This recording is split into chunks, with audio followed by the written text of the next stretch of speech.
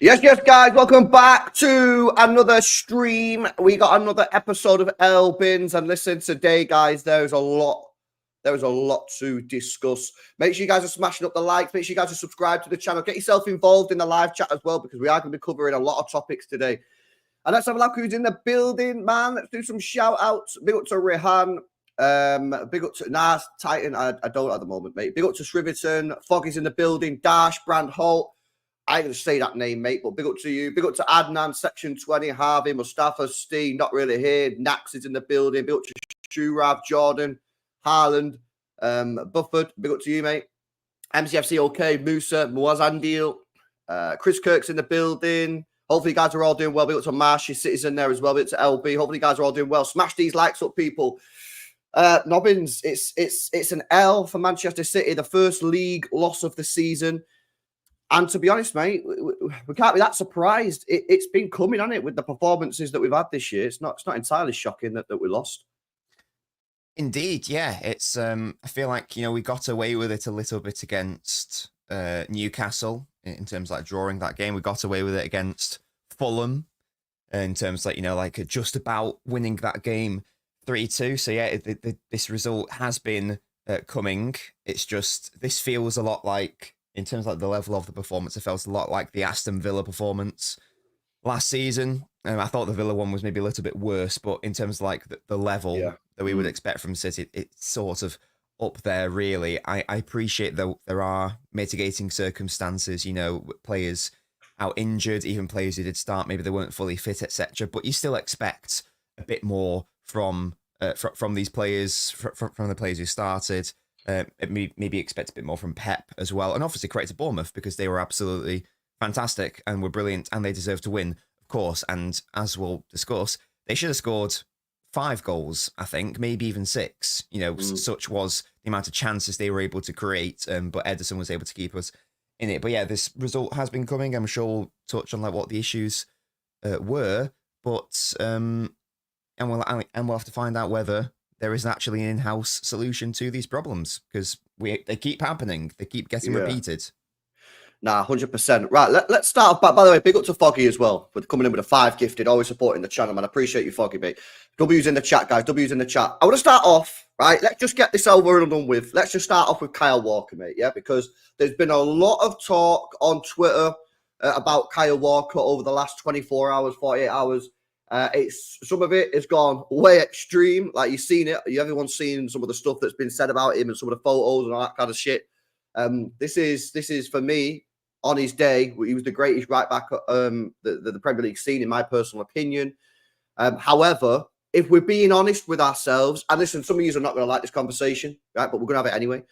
If we're being honest, this guy's not been good consistently for the last 18 months.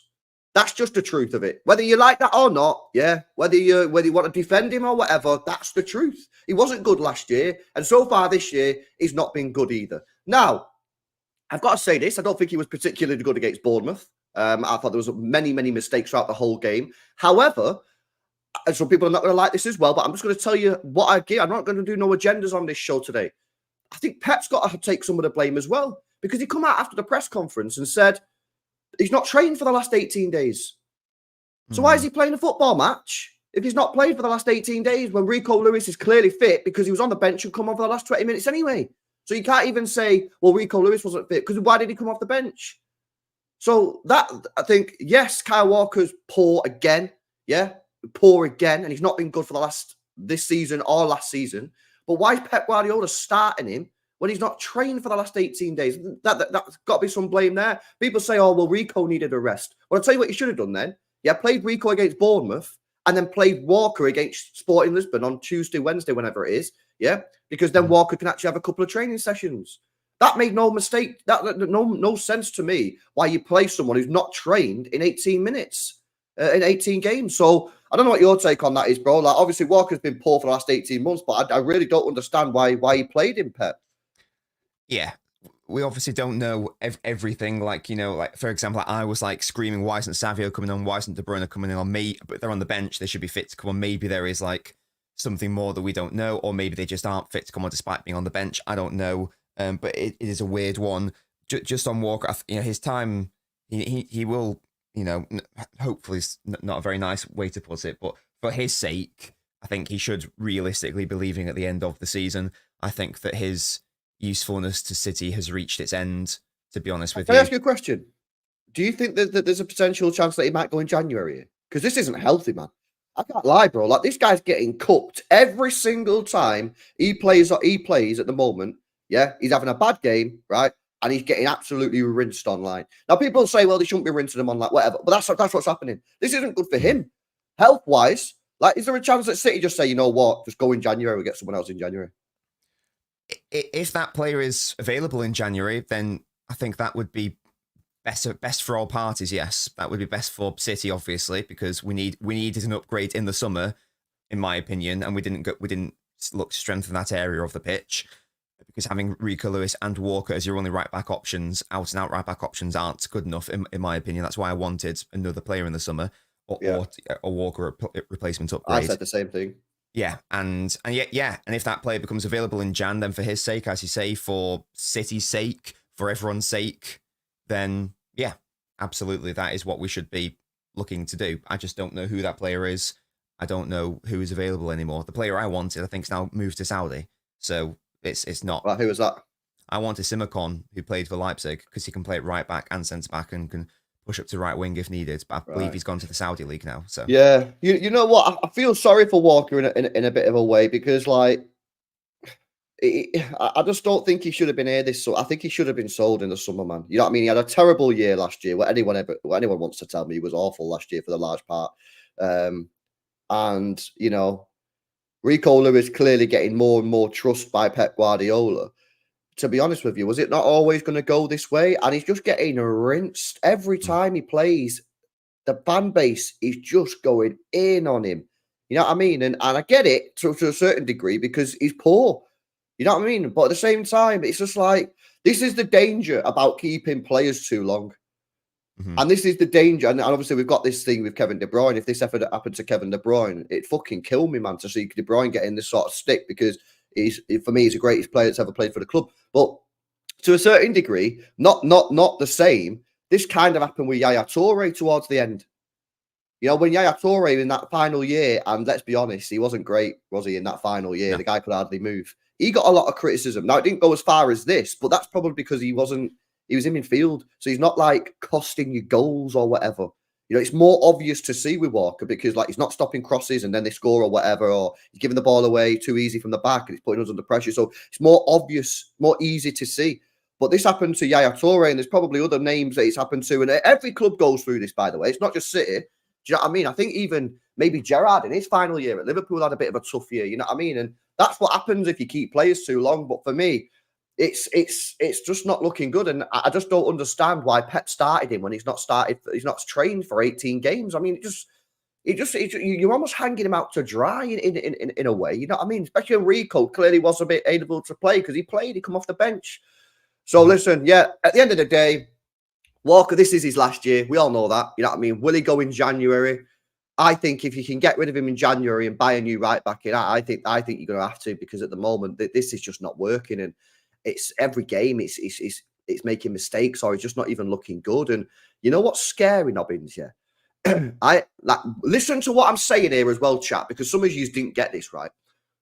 I thought that was one of Walker's better games, and he was still bad. Do you understand what I'm saying? Yes. I'm not saying he was good, because people got it twisted that I said he was good. No. I'm not saying he was good. I'm saying it was one of his better games, and he was still bad. That's the point I'm making. So, yeah, for me, if you can get rid of him in January, let's see what we can do. See if we can do some chat. But, I mean, he's a captain of the club, by the way, as well. He's a captain of the club. Has a captain ever been sold in January in the Premier League? When was the last time a captain got sold in the Premier League? It's a great pub quiz question, but I've no idea. He's obviously popular with, you know, backstage, you know, in like the dressing room, isn't he? So it would be a surprise if he did leave in Jan, because they voted for him to be the captain. So he's obviously a popular chap with them. Otherwise, they wouldn't have voted for him. Yeah, no, 100%. Right, let's keep it moving. We'll stick with the defence. Big up to LB, says Sporting will feast on our shite defence. Bro, you know what as well, yeah? I wanted to throw this game. I wanted to just sack it off and just focus on Bournemouth and Brighton, but I can't even do that now because that'd be three losses on the bounce. So we actually have to focus on this game now. You know what I mean? Which is fucking not ideal because we've got no fucking squad. You know what I mean? Big up to Massam as well, says, how can I predict on LB's chat last week that was going to happen via the Bournemouth? But Pep and the players can't see it. It's not good. Well, again, we'll come on to exactly the tactics and that in a minute, Massam. Stick with us, bro. And fans don't respect Walker now because of his behaviour. I think some of the behaviour. Listen, for me, his behaviour off the pitch. Listen, I'm not that it's not that important to me. Did you get me? You know what I mean? But for me, it's what he's doing on the pitch, and he's just not doing it on the pitch. You know what I mean? So it depends. So some fans really care about that off the pitch stuff. I'm not that bothered, but on the pitch, bro, is where I care, and it's just he's not performing. Get me Sasha, bro. Who is this guy? Is he trying to con me? Is this a real player? Off the top of my head, I don't know. We could do some research right now. Oh, he's a real player. He's a French player. He plays for Bayern Munich. He plays as a right back. 24 years old. Does he start for them? I can't. Well, I've never heard of him if he plays for Bayern. Bro, I thought that was the guy who played. The guy who does that film. Sasha Borat. Bowen Cohen or something. Yeah, I thought that's who he was on about. No, he started 2 games this season. Oh, he's had a meniscus tear. He's had another ligament damage. It's just ligament FC. Get more ligament damage players in. That's exactly what we need. Big up LB, man. Right, okay, let's move it on, but we are going to stick with it. Let's move it on to the defence. Obviously, we've just spoken about Walker. Nobbins, why is our defence so trash? This is a tricky question. Well, it's not a tricky question. The defence isn't good, mainly because it's not really being given the correct protection from the midfield. Now, some individual defenders, as we've just discussed, also haven't really been good enough. But the main reason, because we know it's not just this game, and yeah, we did have Stones out and we did have Diaz out. But, there have been games where we've had, our first choice back four, including Gvardiol and Diaz and Lewis and Akanji, etc. And they've still been suspect defensively, even though the individuals in the team are very good. And it's just because they keep getting exposed all the time and they keep having to, continually try to win 1v1s, etc. because they're not supported enough by whoever is playing in the centre, whether that's Bernardo and Kova or Lewis and Gundo or Gundo and Kova or Kova and Bernardo or whatever combination they're in. That's the reason why. I think it's more to it than just the individual defenders. I think you can play whatever back four you want. I don't think we've ever really looked solid at any time in the Premier League. I think the only time really was against Southampton when we were able to just stop them from getting any decent chances against us. And we played a little bit more reserved in that game as well. We had all our players behind the box. We only pressed them when they had the ball on the edge of the penalty area. When they moved up the pitch, we just dropped back and just defended. Yeah, exactly. And that is, I don't know if we're going to discuss potential solutions. That is one solution to do it, is to be a bit less gung-ho in terms of pressing and to just back off a little bit, because we don't have the players to counter press. Even if we did have the players to force, the opposition to go long in terms of pressing, who's going to win it in the air in our midfield? No one, because Rodri's not there. So it's just sort of like our lack of winning second balls, bro, against Bournemouth was shambolic, man. Yeah, I don't think we won a second ball all game. Yeah, and that's been the story of the entirety of the season. Basically, it's not for want of trying. It's not like Gundo and Kova and Lewis or whoever it is in the centre, Bernardo. It's not like they're trying to not win second balls, but that's just not their game. That they aren't Rodri, that they aren't that ilk of player. So it's everything wrong about that midfield stems from the lack of physicality, lack of aerial duel winning, ground duel winning, second ball winning, pace, etc. situation. And with that, the defence is exposed and our press is exposed, and it means that our defence all of a sudden has to be dealing with transitions from minute 1 through to minute 90, non-stop, apparently, which clearly isn't sustainable. And Bournemouth, as I say, should have scored 5 goals, genuinely. We should have lost 5. We probably should have lost 5-2 in terms of, like, how many the chances that we created versus the chances Bournemouth created. Yeah. I mean, you can't concede 5 clear-cut chances to score. That's obvious. It's ridiculous. That's you don't need any analysis there. Like the defense is exposed. We should have conceded 5 goals, and that's been the issue with City all season. The main issue has been defensively. We've been pathetic, to be honest. Yeah, not strong words, man. But unfortunately, I have to agree with the majority of what you've just said there. I mean, I'm looking at our midfield, right, and I'm like, Kovacic is doing an okay job in there. That's the best that we can ask for him. He's doing an okay job. He's not mint. He's doing an okay job. Gundogan at the moment is seriously struggling. And for me now, if he plays going forward and he has bad games, that's on the manager. Mm-hmm. And I don't know why some people find it really difficult to say stuff like that. Again, you're not saying Pep out, but it is. If you pick a player that's constantly performing badly, that's no longer on the player. It's on the, obviously you can say the player needs to improve, whatever, but that's on the manager. I can't believe he started Gundogan at the weekend, man. He should have started Nico or McAtee for me in that midfield area. Yeah, because they're young. You've got some more energy in there. He started Gundogan, another bad game from him. Yeah, obviously you've got Phil Foden playing in this weird right wing inverted role again, which just stinks, man. Just get him in the middle, please. Like, come on. What are we doing here? We look so much better second half when that happens, by the way. We look so much better second half. You know what I mean? And it's like, you had Bernardo in there. I don't even remember anything Bernardo did, to be honest with you. I'm not digging him out. I'm just saying, just quiet game from him. And it's so slow. And I feel that what Pep's trying to do, because we've lost Rodri, right? And Rodri was such a key part of this team. He's trying to compensate for this midfield by sticking a load of players in there and saying, get control of the ball. Mm-hmm. But what that's actually doing is it's making us even worse, because then you've got Phil Foden out of position. Yeah. You've got no right winger, because if you notice, for large parts of that game, we went back to the start of last year's tactics where basically Kyle Walker was our right winger for parts of the game, which doesn't work. Yeah. Because he can't cross the football. You've got complete slow players in that midfield. So your pressing's all over the gaff. Because, when you're pressing, you've got to be intense with it. And we're not intense because they're old. You know what I mean? And again, that's not on the players. That's just biology, mate. You know what I mean? They get old. That's what happens. Mm-hmm. You go slow. And I feel that Pep, man, I think he needs to I always end up saying this. I feel like I say it every year. But he almost just needs to accept the weakness and just lean into the attacking side and just say, right, well, we know that we're going to get cooked on transition. We know that.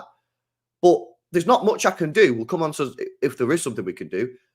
As a result, what we're going to do is we're going to go for it and try and outscore the opposition. That's what I would personally do, Nobbins. I wouldn't try and fix this, because unless you play Rico Lewis in the midfield, which is a potential option because he's quick, I don't see an obvious solution to this situation. Then people say play Núñez in the midfield, but Núñez is playing his best football that he's ever played at the football club left wing, and now you want to put him in midfield. I don't know about that. So to me, bro, the answer for me, and I get your answer now, is I'd ham it out. Kevin De Bruyne is back now. I'd play fucking Foden and De Bruyne, and I'd just go for it, mate. I'd just full send and just be like, we're going to concede chances. But, if you have Foden, De Bruyne, Núñez, who's actually getting G&A, Haaland up top, and then Savinho right wing, you'd like to think we're going to outscore the opposition more often than not. Yeah. Well, I mean, that's the obvious one, isn't it? We obviously need to wait for De Bruyne to come back, but that is obviously how we won the title last season. In the last 10 games, I think that Foden and De Bruyne, I think before then, they only played the midfield once together when De Bruyne came back, and that was against Brentford when we beat them. Was it 3-1 or 4-1 or something? Outside of that, we just didn't see it. Last 10 games, we saw it 8 games. We saw it 8 out of 10 games, and we obviously won all of those final 10 games. The only 2 times we didn't see it, I don't think Foden started. So clearly that is the solution, to just play them both together in the midfield at the same time. That's literally how we won the title last season. It's not rocket science. It obviously gives us a more offensive threat, and that's fine.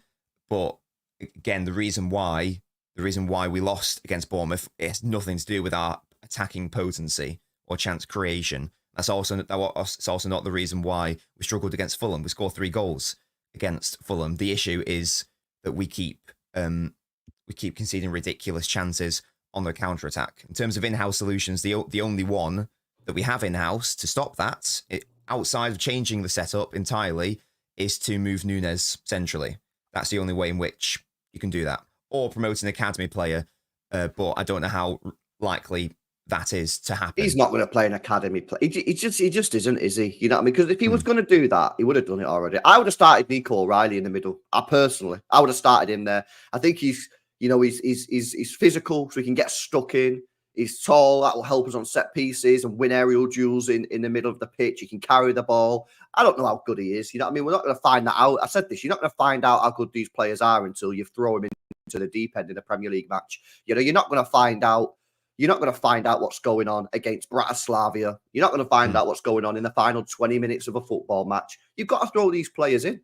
And I just don't think he fancies throwing McAtee or Nico O'Reilly in there, which is weird because pre-season he went on about, McAtee's mint. We needed to keep him. We need to keep him for the tight spaces and all this. Someone's just said he's played 1 minute of Premier League football. So what's going on there? Yeah, I mean, like McAtee wouldn't even help our midfield issues. It would be Nico O'Reilly, wouldn't it? Or Jacob Wright, maybe, to help out. I haven't seen nearly enough of Wright to comment on him, but Nico could maybe do it from a physical perspective. But is the best option going to be to play someone who is he 17 or 18 years old? Probably not. Núñez is there, and he's playing really well out on the left. Trial him in the centre at least, especially if like De Bruyne is still going to be injured for however long. You know, we need to get him into the centre as soon as possible. Outside of signing someone in Jan, there is no solution that I can see at the club outside of changing system. But Pep seems very, very set on keeping the same system that we've seen since the start of the season. Because another solution might be to, move up a defender to help out with whoever is in the midfield. I'm just against that, Nobbins, because... Pep doesn't want to do it anyway, so it's like a non-starter anyway, because Pep's not even tried it once. So, yeah. So it's like... So I'm going, forget the idea of Stones moving up, forget the idea of Gvardiol moving up, because he's not doing it. So, therefore, the only solution is, right, let's look to a midfielder. Well, the only midfielder who's going to be able to do that is Núñez. So... Yeah, but then you're moving Núñez out of a position that he's actually doing really, really well in. You know, I think he's playing really well on that left wing. And I think as a fan base, even people who are not fans of Núñez or didn't think he was good enough to play, I think people are now like, this guy's actually doing bits on this left wing. So I really don't want to move Núñez out of there. But you are right. In terms of our actual midfielders who are senior, then, it looks like he is actually one of the players who can bring that energy, bring that sort of pace to our midfield. But it is interesting. Look, we got MCFC lads who just quickly joined to say hello. Lads. Yo. I can't Airport even stream. turn the camera back round. What do you mean you can't turn the camera back round? Oh shit, hang on. Oh no, what's going on here? This is very seeming professionalism here. What is he? Yes. What are you saying, bro? You on your way to Lisbon? I've been up 6 hours, mate. Look at the eye bags there. Yeah. Oh no. What are you saying? Are Man City in crisis? Nah, we're fine, mate. Fine. I reckon we'll only lose 3-0 to Sporting, and then I reckon we'll get a point at Sporting. I think that'd be a decent point as well. They've not even lost in the league. We've not even dropped a point in the league, have they? So I reckon. Yeah, it'll be a tough game. That I'm not really that bothered about it. We're still getting top 8. I think it's a disappointing week, but you got to have them sometimes, haven't you? So, what do you think our solution is to the midfield? Do you think Núñez should be put in the middle, or do you just think you should leave him on the left while he's doing well? Nah, I think the problem is we've just got no wingers. So until Doku's ready to start a game, Grealish is back, that kind of stuff. I think you got to keep him out wide, but I would put him in the middle after that. Definitely, I think he's been good. Okay. Get some of these boys involved is what I got to say.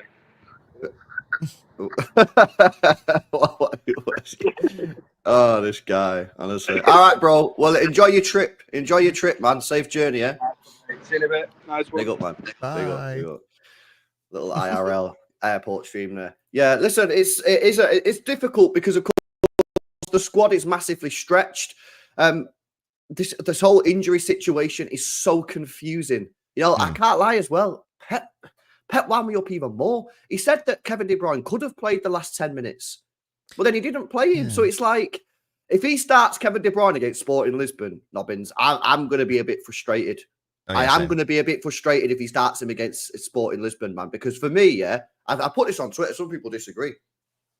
If you're trying to tell me that we have to play De Bruyne against Sporting Lisbon, then this squad ain't good enough to win the Champions League anyway. Because if you're telling me that we can't beat Sporting Lisbon or can't qualify in the top 8 without Kevin De Bruyne playing the league phase games, then you might as well pack up your bags and go home because you ain't winning the Champions League. So I wouldn't play De Bruyne against Sporting Lisbon.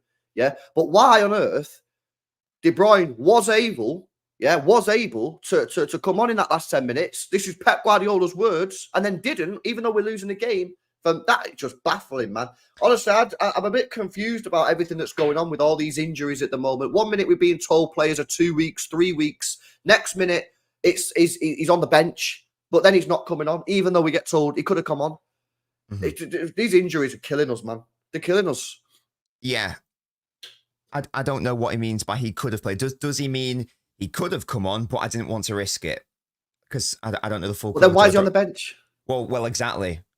That's my point. The way I view it is, if you're on the bench, then whether you're fully match sharp or not, then you should be able to come on in some capacity. Otherwise, why put them on? Unless it's some sort of like message that Pep's trying to send, because like he did that weird cryptic like press conference, didn't he, where he was like alluding to certain players not coming back quickly enough or something. Is that what it was? I don't know if it was. Like, why are we trying to play mind games with our own players? I don't know. But yeah, if he was able to come on, he should have come on. Because when did we equalise? Was it like the 82nd minute or something? Sorry, not equalise. When did we score that? Yeah, the 81st, right. 82nd, yeah. And there were 6 minutes of added time. So that is 15 minutes of football.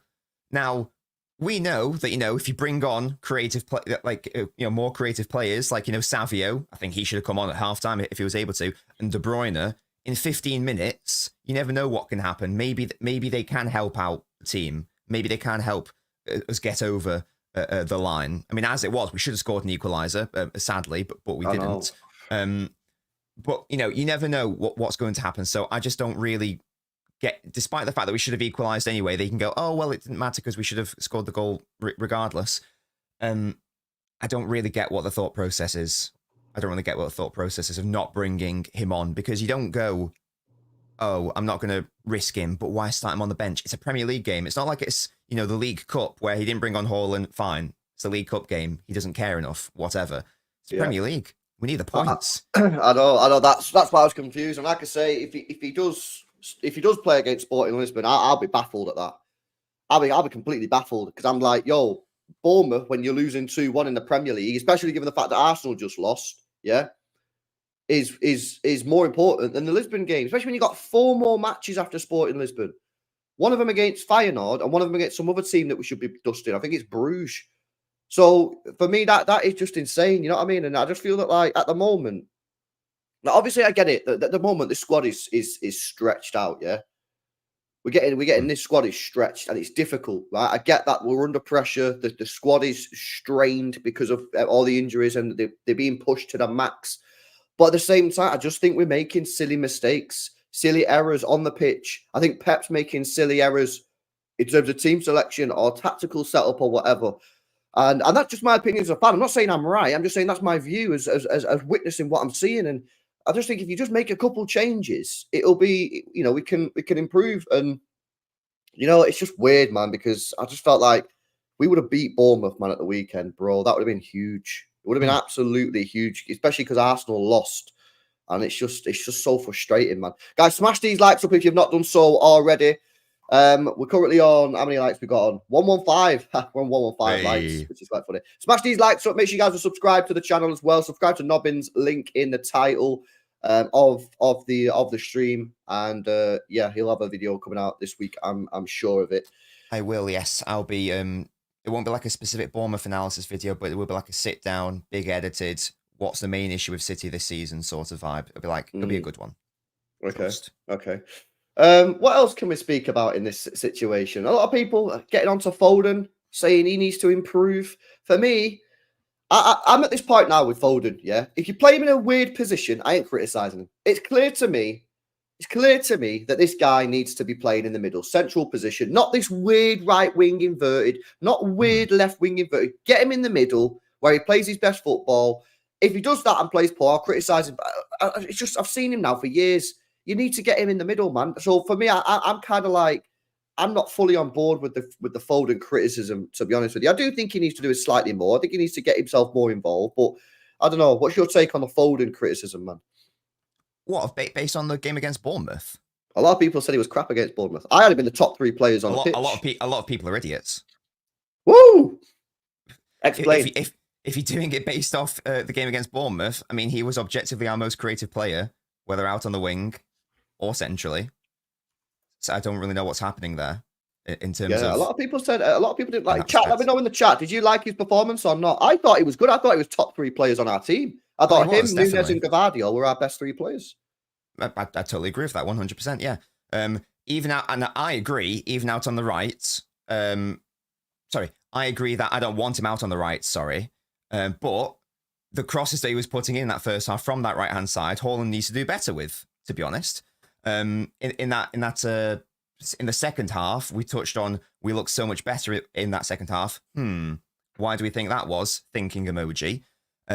Even towards the end, again, it was from a corner, wasn't it? First ball came in, cleared. Second ball comes in, and it leads to Haaland's. I don't know what the XG on that chance is, where he misses the open net. But who is it that floats the ball in for Haaland to tap home or whatever? Oh, I wonder who. He should have scored at the end. I agree, but what we're basing that off is this assumption that Foden is an XG cheater by nature. It's hard to, in general, it's obviously hard to overperform on your XG. So those chances that we're talking about, which I agree, Foden should be doing better with, that chance right at the end. The one where he dragged it wide. Yeah, I don't know what the exact XG on it is, but in general, that's a hard chance. For player Foden's quality, I expect him to get it on target, of course. But if people are saying that's the reason why we didn't win the game, well, first of all, there was the tap-in that Haaland missed. But secondly, as we've just established, if anyone is trying to get on anyone's back in terms of like the offensive players, whether it's Núñez or Haaland or Foden or whoever, in terms of Doku when he came on, when we've just established that City should have scored 5 or 6. So, yes, they should have conceded 5 or 6 goals. And if people are really trying to say, well, the attack was the main issue, I actually don't know what football match they were watching. If it was a game where it was tight and we just conceded 1 or 2 difficult transitions, I'd be like, fine. You can look to the attack there. You can't concede 2 goals and 3 further massive chances to concede and then have a whinge and cry about the attack. That's just not reasonable to me. The clear issue is defensively. And that's why we started today's show with the defensive issues and the lack of midfield solidity. Of course, we can turn around to the attack, but I'm not really concerned about the attack because we know that Savio is going to come back into the team and De Bruyne is going to come back into the team. Doku, Grealish, whoever, they're going to come back. Foden's shooting this season hasn't been up to the standards of last season, although last season they were disgustingly freakish, and I think that he's not going to replicate that goal scoring from last season. If you look at, I can't remember the exact stat, I think he cheated on his XG by like 10 goals or something insane. That's not going to happen again. He will score goals outside the box, obviously. It won't be to the same level as last season, because that was just like a ridiculous season from a goal scoring perspective. So that does need to happen. But for people to try to suggest that he was like one of the main issues to the Bournemouth game, I actually don't know what these people are on, to be honest. Yeah, the thing is as well, like on the goal situation, I've spoke about this a lot on the channel because for me, it's a major, major issue. Our lack of goals outside of Haaland and now Gavardio is a serious, serious problem. And it's kind of crazy, right? Because I don't consider myself a GA merchant, right? I'm not a GA merchant, but I do think they're very important. I do think they're important. They do help win games. They do, yes, very true. They do help win games. And I am someone that looks at this and goes, this is an issue. And some people just disregard it and say, no, they're not important. G&A, it's irrelevant. It's an irrelevant stat. I really don't think it is. Do you know what I mean? And I put this up on Twitter the other night, right, after the game. When Kovacic, John Stones, Gavardio and Núñez are your joint second highest goal scorers, it's a problem. And it is a major problem. Kovacic, yeah, throughout his whole career does not score goals. He is our second highest goal scorer. John Stones has not played that much, and he's a centre-back. Gavardio is a centre-back playing left-back, and Nunes has only just started playing in the last couple of weeks. It is a massive, massive problem, and I think anyone that disagrees, I genuinely think you've got your head in the sand. We have a team, right, that are very good technical ballers, but cannot score goals. Bernardo Silva does not score goals. Jack Grealish does not score goals. Savinho doesn't score a lot of goals. Doku doesn't score goals. Kovacic doesn't score goals. Gundogan is not scoring goals right now. It's an issue. The only players in our squad that are like legit, I'd back them to score 1v1 are Haaland, De Bruyne, right? Probably Foden, and at the moment, Gavardio. Now, Kevin De Bruyne's injured, and he's been injured all season, and he's going to get more injuries. That's one of the four gone. Gavardio is a left back, and we really should not be relying on a left back to score goals. I'm sorry if that's controversial. Yeah. And Foden, yeah, SDO's kind of right. Do I back Foden 1v1? Not all the time, but I'm just saying he gets in those positions and he does score goals. You back him to get double-digit league goals, for Exactly. example. You back him to get goals over the course of a season. So basically what we're saying is the two players in our team that are likely to score is Haaland and Gavardio, and that's a serious problem. So for me, when we enter the... I know we can't do anything right now about this, but when we enter the transfer window, whether that's January or the summer, we need to be... When we're buying players, yeah, albeit like go and get these technical ballers, but you've got to look at, do these guys score regular? Do these guys get themselves on the score sheet? Because that's what we need. We've gone from wingers like Sterling, Sane, and Mahrez, yeah, all of which got minimum 20 GNA a season, minimum. We've gone to players where if they get 10 GNA, that's an exceptional season. If Grealish gets 10 GNA, that's great for him. If Doku gets 10 GNA, that's great for him. Yeah, I don't know about Savinho. It's his first year, but he only got 9 goals last year for Girona. And he played every game. So that is a problem that we need to address in the transfer window. This is another good point as well. I mean, this was just ridiculous.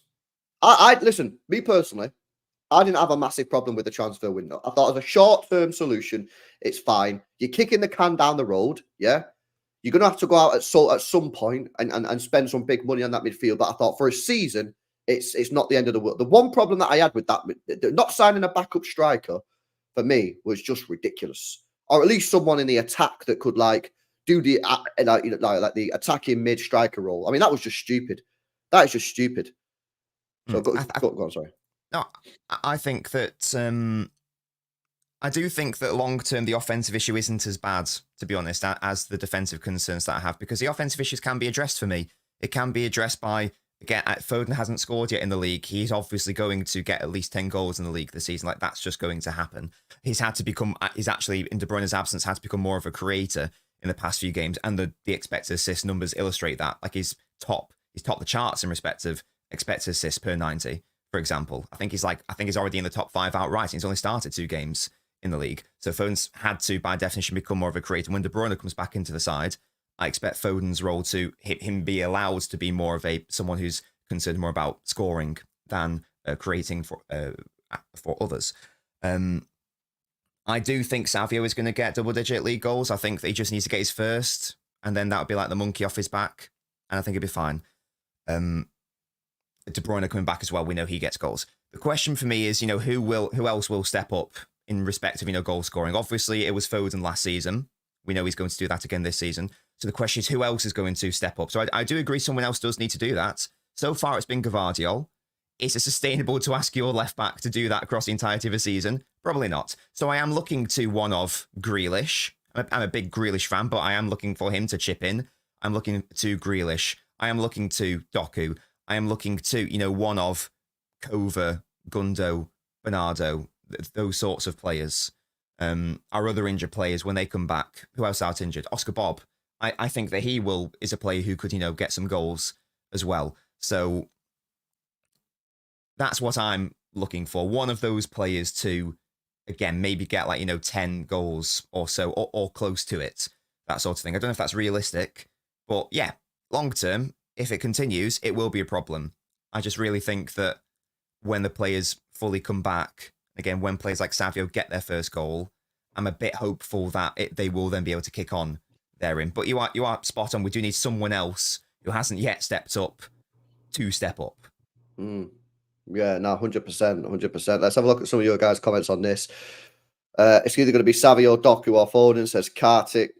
Yeah, I don't see Doku getting 10 goals a season at this moment in time. I think he actually looked pretty good, didn't he, when he come off the bench? I thought, again, he looked electric. But he's a player, Doku, who can go through a period of form where he looks like the real deal, and then he just turns fucking awful. You know what I mean? Like, he's really inconsistent in his level of performances. Savio, I think, has started the season a lot better than I thought he would have started, especially given he's a winger, and normally these wingers need a bit of time. But he's just getting too many injuries. He needs to stay fit. And of course, Foden. I think this Foden hate at the moment is a little bit premature, guys. You know what I mean? I think it's from idiots. Let's not make any apologies for these morons. It's idiots who are saying this. You might not want to say it, but I'll say it for you. You say it. That's fine. Yeah, for me, I think this guy's ready to cook, man. I do think he's ready to cook, and Kevin De Bruyne is ready to come back into this team as well. And I just think that at some point, get Kevin De Bruyne back into this team, and I think he helps us. But the problem is he doesn't stay fit. And here's another problem that I got with Pep. I'm sorry, man. I think some of the stuff that Pep said in the press conference, I just found absolutely staggering. And again, I know some Tell people, me more. You can't say anything bad about the manager, right? Whatever. You know what I mean? Like, this isn't fucking North Korea. You can say what you want, innit? You know what I mean? He said we need to protect Kevin De Bruyne. Well, did you protect him this year? Did you protect him when we was 4-1 up against Ipswich Town and he played the full 90 minutes? Is that protecting De Bruyne? Really? Did you protect De Bruyne when you started him against Inter Milan when it's the first game out of an 8-league phase? Is that protecting him? Like, for me, it's like, bro, you're saying one thing and doing the other thing. You're saying De Bruyne's fit against Bournemouth. You're saying he could have played when we're 2-1 down and then you didn't bring him on. At the same time, you're saying we need to protect him, but you're evidently not protecting him. And I'm just like, well, I go through this same thing every year, so I'm not getting on the manager's case or anything because he does this every year. He's that type of manager that, like, sometimes he does stuff which winds you up as a fan. But at the end of the day, you have to sit back and say he'll probably end up sorting it out because he's the best manager in the world. If anyone can, it's him, but it's just frustrating. It's just frustrating. It is frustrating. It is 100%. 100%. Let's have a look at some of your guys' more comments. In fact, I want to come on to the last part of the short chat. I want to speak about the transfer window because we are now, well, about 2 months away, isn't it? 2 months away from the transfer window, November, December. Then the transfer window opens. I said as soon as Rodri got that ACL injury, I said our season will depend on the January transfer window. Amar says DM signing needed. I completely agree. Does our season depend on the January transfer window? Is that a little bit too extreme? Can we still have success without the January transfer window, or is it imperative that we actually make a signing? It is imperative. I don't think we win the league without it. I do agree with that. Yes. But who would you go for? Because I know you was a big fan of Bruno G, and I seen your tweet actually. That money for Bruno G. Yeah, I did. I saw it. I was like, he's right. Bang. Yeah, the fee for Bruno G now looks pretty cheap. But who would you go for? Because I guess you're probably not going to be able to get Bruno G in January. I mean, maybe you can, but where would your sort of attentions be going towards? The only player who we seem to be like half somewhat connected with is Zubimendi, isn't it? Now, I don't think we've been linked with him once. Have we not? Oh, have we just been lying? I'm pushing it out every day, and I know some of the chat itchy go in the chat. Links? Itchy go in the chat's gonna be like, fucking now, not this again. But I'm pushing it out because I think he's perfect. The guy we have been linked with is Richie, but I've not seen any. We've not been linked with him for a couple of weeks, but we were linked with him a bit ago. Yeah, I like the idea of Zubimendi because whilst he's not very tall, he's very good at winning aerial duels. So he's got a very good leap on him, and that is what we need. And he's just very good at winning duels in general. We know that he can be a bit of a Rodri light in a way, in terms of, like, filling in for Rodri as he filled in for Spain in the Euros final against England. And I think there is a world where he could be fielded in more of like an advanced position ahead of Rodri, as more of like an 8, slightly further forward up the pitch. So I think that would work short term and it would work long term. But if he didn't want to join Liverpool, what are the chances that he wants to join City? That seems unlikely to me. So with that in mind, if you had to, what's he waiting for then? They're 10th in La Liga, bro. I don't know that. Maybe to him, winning the Copa del Rey with Sociedad would mean far more to him than winning anything with any other club. I don't know. He clearly he's from the Basque region, isn't he? So that's like that's his club. I'm assuming he was with them for years. I guess that's his vibe. But yeah, it's a shame, of course. But my prediction is we won't sign anyone, to be honest. I think if we don't sign anyone, I think that's a disgrace. It'd be very concerning. I think that's a disgrace. If we don't sign anyone, that's a disgrace. Yeah. And then what it does is, and this is why I always say it puts all this stuff about selling like Alvarez for 75, 80 million. It's irrelevant. This is why I never get too gassed on player sale money and that. Because it's irrelevant to me if they don't spend it. I ain't getting the cash. You know what I mean? We spent 25 million quid in the summer. We sold Alvarez for 75, 80 mil. Didn't replace him. We are in desperate need of another midfielder. If the club don't sign someone, even if they have to overpay a little bit, right, then that's just ridiculous. It's ridiculous. It doesn't make sense, does it? Because, like, if we look to that summer where we thought we were going to get, a Rice, a Bellingham, a Paquetá, whoever it was, the player that we settled on, Núñez, is playing out wide. So we still haven't resolved the issue that we were trying to solve 2 years ago when we were looking for Rice and Bellingham, because the player that we settled on isn't even playing centrally. So I don't know why. And this just like brings us like, it's not even like a case of hindsight, because we spoke about it, how stupid it was to not be signing someone properly. And then it led to a case of, it's Gundogan or no one. We're like, well, obviously we're going to take Gundogan over no one. But the club were happy to not even have Gundogan, weren't they? They were happy to just like go into this season. Everyone's having a go at Gundogan, whether that's right or wrong. Imagine if we didn't even have Gundogan this season. Well, the club were happy to do that. We'd be in an even worse position, and they would have been happy with it. It's just staggering and so perplexing. I don't really know what's going on. It's not a financial concern.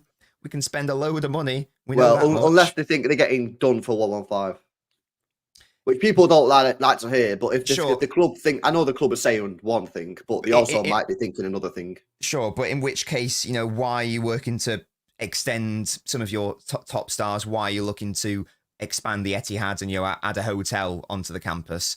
I don't know if that's the causal link there. I don't know what the thing is. The hotel and that stadium expansion is like, if we get relegated, that's still going to be there. So that's done then. It's ready. It will, but also like the extensions like that we're giving to like some of our top players as well that Tone said we're apparently trying to sort out. Like, does that suggest a club who's like? But people are trying to tell me, Nobbins, that there's going to be no relegation clause in the contracts, and I just can't hear this. Of course, there's going to be relegation clauses in the contracts. You think in this current situation where City could be kicked out of the league, an agent is going to allow their player to extend the contract or not have a clause to get out? I mean, it's just nonsensical. Of course, they're going to have one in there. I would want one in, to be fair, yes. Exactly, but I'm being told by people that no, there's not going to be any in there. Of course, there's going to be some in there, man. You think Rodri's going to sign a new contract and not have a relegation clause in it when we could be kicked out of the league? Come on, man. Wake up, man. Of course they are. It's crazy. It's honestly crazy. So, yeah, I don't know what the reason is, man. Like, but for me, if we don't sign a DM in midfield in January, that tells me that they're either not confident they're going to win this 115 case or they're just not serious. They're just not serious because everyone knows we need one. And like I say, I treated it, man. Go and get fucking all these City Spanish lads to go knock on Zubimendi's house and convince him. Because I'm not being funny, yeah. If he doesn't leave Real Sociedad, I mean, I said it in the summer. He made a massive mistake not going to Liverpool. These opportunities don't come around very often. Liverpool come knocking when you're at Real Sociedad. It's not like he's at Atletico Madrid or Real Madrid or Barca. He's at Real Sociedad with all due respect. I said in the summer he made a massive mistake not going to Liverpool, yeah? And if City come knocking from in January, he doesn't come to City either, then, like, you got to ask the question, like, what is this guy doing? Like, respect the loyalty in that, but at the same time, you don't want to win trophies and, like, play big Champions League games and all that kind of stuff. So the other options is Richie. I don't know, man. I don't know about this Richie guy, to be honest with you. Richie does not move me. Nah, listen, he's good on the ball, but I don't think he's what we're looking for. Edison at Atlanta, I've not seen anything of this. I've never seen him play. I don't think. People are telling decent, but I don't really know anything about him. And we've not really been linked with him. Barella, I don't think that solves the issues. yeah, that's a Gundogan replacement. That's the replacement for Gundogan. That's not the replacement for Rodri. That's not a DM situation. Again, we've just been winging it till the summer. You might as well sign a DM, and if you want Barella, go and get him in the summer after you've got your DM. And other than that, we're just not being linked with anyone. Now, I did see that Tchouaméni guy at Real Madrid is apparently available, but whether you can get him in January, I don't know. But apparently, I've seen some rumours online. Sure. I mean, that would be wonderful, but there's no way that's going to happen. No way. Yeah. So, yeah, City will sign Wharton. I don't know, man. I'll take Wharton in Jan. I don't care. I'll have him. Thank you. I don't know, man. Every time I watch this guy, I don't know if I'm getting unlucky. I don't know if... I think I'm getting unlucky because every time I watch him, he's crap. If it's Wharton or no one, I'm having Wharton. I'm just going to put that on the record. I think I'm getting mad unlucky, man. I am, because every time I watch him, he's bad. To be fair, this season, I think he's had from what I have heard from Crystal Palace fans, I think he's been playing with an injury, in fairness. Oh. That's what Palace fans have been saying anyway. Another player with an injury. Brilliant. He's perfect for us then. Yeah, he's perfect for us. Yeah, I don't know, man. I don't know. Could you get Lavia back? No. Probably not. He's going to cost dough as well because they spent 60 million on him. So they're not going to sell him for anything less than 60. It's going to cost 80. You're going to pay 80 million for Lavia, are you? I don't know. Nah. I don't know. I think this January is going to be interesting. But if we don't sign anyone, then we're not serious, man. I'd say that. Yeah, we need to at least try. Like, I'd like to see us at least try to do something rather than just go, yeah, we're happy with the squad. Surely Pep's not really happy with the squad. Surely he isn't. There's no way he can be. He knows the issues. He keeps talking about, like, Newcastle's like physicality destroyed us. He talked about Bournemouth's physicality, dual winning, second balls. He said, oh, we knew this was going to be an issue going in. He knows the issues as clearly knows the issues more than all of us because he's the most intelligent one of us all. We're all idiots compared to him, but so he surely can't be happy. Mad, isn't it? Game crazy. Right, next game is on. Is it Tuesday we play next? Tomorrow. Yeah, it's tomorrow. Tomorrow, Sporting Lisbon. Nice. I initially said throw this game. Well, not throw it, but like just rest Future players. United manager, FC. Yeah, future United manager. But given the fact we've lost 2 games in a row, lads, I don't think we can afford to I think we'll go into crisis mode. So for me now, you've got to go for this. You've got to actually try and play your strongest team. Other than I won't play De Bruyne. I wouldn't play De Bruyne. I'd keep him for Brighton. But you've got to go for it tomorrow, because we can't lose 3 games in a row. It's 2 games and then the international break, isn't it? Yeah. Sporting, Brighton, international break. Then we've got then it's mad. Spurs. This is league. Spurs, Liverpool, Forest, who are top 6 right now. Palace away, which is bogey team. United, Villa, and then it gets us slightly easy. So when we get back off this international break, that's it. We're in the thick of it, mate. And this is kind of why I was saying, lads, that in this period, I wanted to see our performance levels improve. Because after the international break, bang, we're in it then. That's it. We're there. So that's why I was saying we needed to get our performance levels up so we could go into that with a bit of confidence. But clearly that's not happening right now. So, yeah, let's see what happens tomorrow. Sporting Lisbon, I mean, they're flying in the league. I don't think they've dropped a single point, have they? They've won every game. Have they? That's impressive. I think so. Or is it they've just not lost? No, 10 wins out of 10. 10 wins out of 10. Impressive. They conceded 3 goals all season. So they are cooking. They've scored 35 and they've conceded 3. They are cooking. I don't know what the league phase table's looking like. Is a draw good enough realistically? Yeah, a draw for City. Yeah, a draw's not bad for us. Because I don't know who else we play. I know we play PSG away. We play PSG, Juventus, and we play Feyenoord and Bruges. Right. So so currently, I've got it up on screen here. Because we want to get to the top 8, don't we? Yeah, you want to get top 8. I know people are like, we need to get fucking seeded or whatever. Like, I'm not really asked about that right now. So yeah, if we get a point tomorrow, we go to 8 points, right? We'll beat Bruges, beat Feyenoord, right? What's that put you on? That's 14. 14, and then you win one of your games against Juve or PSG, 17. 17. That's enough. That's enough for top 8. I think so. I think 17 is enough for top 8. Okay. I think so. Right. Yeah, because I don't want to do a qualifying round. I don't want more games. We must not finish 9th to 16th. We can't have a qualifier. No, I think that's enough. I think 17 is enough. Yeah. Get a draw tomorrow. Yeah. Beat Bruges. Beat Feyenoord. Beat one of Juventus or PSG. And I think that'll be it. I think that's enough. Yeah. At the moment, I'm not that arsed about finishing second, first, third. What? Just get me in the top 8 and we'll fucking worry about what happens next. Because let's be honest, lads, as well, yeah? Like, you can't play an English team in the last 16, apparently, still. That's what I'm being told. So avoid Real Madrid. Yeah. And we're probably all right anyway. With all due respect. It should be anyway. Never know these days. Exactly right. That's it, man. Alpins. Another episode completed. Yeah, man, it's not looking good, Brev. Tomorrow's a big game, man. It is a big game. Big up Massum says, with this run coming, we are cooked. End of the season. Well, listen, I'm telling you now, yeah, this is it now. When we get back off this next international break, yeah, that's it. Like, you have to perform. And if you don't, then, you know, we could be in a bad situation. We could be sticky. Big up Chicken Wing with 14 months says, what's wrong with our fan base? Walker should never play for City again. Gundogan should never have come back. Pepe's running out of ideas. Wait, are you saying that is true? Or are you saying that that's overreactionary? What are you saying there? Do you know what I mean? Is he saying that why are City fans saying this? Or is he saying that is true? The way the sentence is structured suggests that he's disagreeing with all those statements, yes. Yeah, I don't think Walker should never play for us again, but I don't think he should be starting any games for us going forward. I don't agree with the last one. Pep's running out of ideas. No, I think his ideas are the part of the problem. No, I agree, but I'm just saying that I don't think he's running out of them. I just don't think that they are particularly good right now. Yeah. I agree. Big up Chicken Wing, man, for the 14 months. Of course.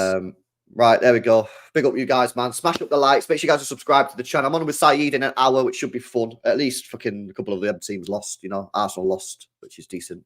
And Edu has apparently resigned, didn't it? You seen that? I do. Yeah, I saw that this morning. I don't know the ins and outs of that. I don't know why. But that's an interesting thing to have happen just randomly. I don't know if he was like, if that was like, you know, a scheduled thing. I don't know if he's got a better job offer. I don't know if he's just retiring. It's interesting. So his role was what? Bringing in the players, right? Sporting director, yeah. Yeah. Interesting. I've no idea. Weird.